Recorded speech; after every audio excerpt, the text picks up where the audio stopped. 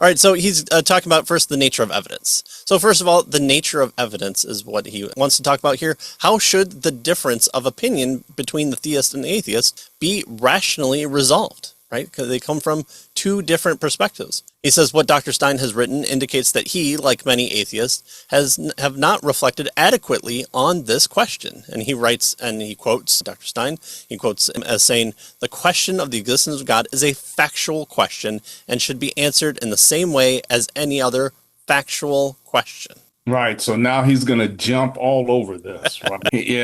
And so this was when Get you your box of listen. crackers ready. That's That's right. It is really funny. He says the assumption that all existence claims are questions about matters of fact are all answered in the very same way is not merely oversimplified and misleading. It's just simply mistaken, right? So what's he saying here? Well, he's saying that there are different ways, is what he's going to get at here, to determine and make claims with regard to different things that exist, different kinds of things. He says the existence, factuality, or reality of different kinds of things is not established or disconfirmed in the same way in every case. And then he says, excuse me, he says, we might ask, is there a box of crackers in the pantry? What? Yeah. Is there a box of crackers in the pantry? And he says, we know how we would go about answering that question. Well, yeah, you just look in the pantry to see, right? He says, but that is a far, far cry from the way that we go about answering questions or determining the reality of, say,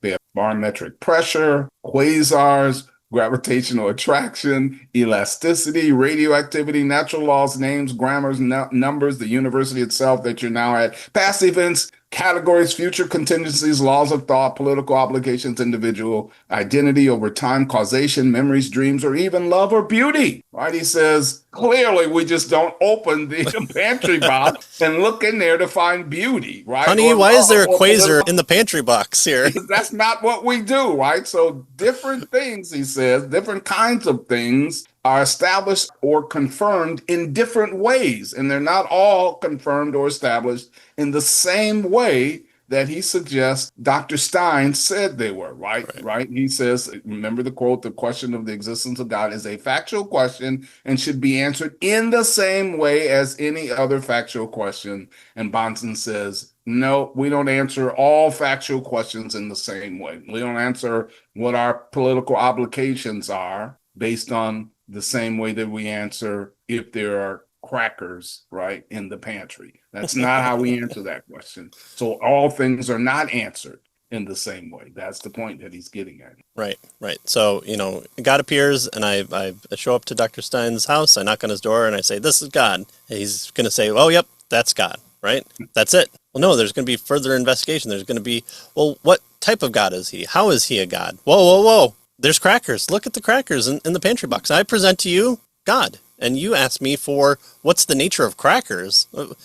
That's a different type of question. It's almost like that's what we should be talking about here. So in such cases, one does not do anything like walking to the pantry and looking inside for the crackers. There are thousands of existence or factual questions that are not at all answered in the same way in every case. It should be obvious that the types of evidence which one looks for in the existence of factual claims will be determined by the field of discussion, especially by the metaphysical nature of the entity mentioned in the claim under question. So he then says, Dr. Stein's remarks that the existence of God is answered in the same way as any other factual question mistakenly reduces the theistic question to the same level as the box of crackers in the pantry, which he terms as hereafter as calling it the crackers in the pantry fallacy. And I don't know if I've ever heard someone mention that in a debate, but if they do, I will send them a box of crackers. Right. All right. So that's his parting shot here with regard to his opening statement, right?